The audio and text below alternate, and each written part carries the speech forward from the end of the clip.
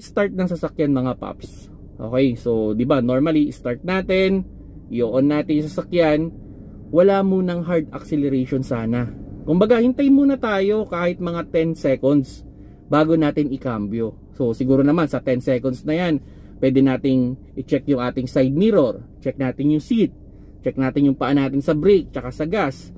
Okay, make ourselves comfortable sa kotse bago natin siya ikambyo.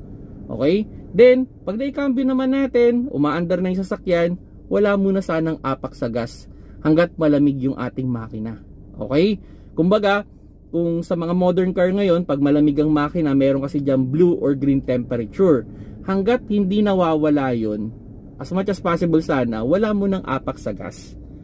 Para yung mga component natin sa loob ng engine, fully lubricated siya, tapos yung oil natin, maganda na yung consistency niya, maganda na yung pagkalapot niya o pagkalabnaw niya.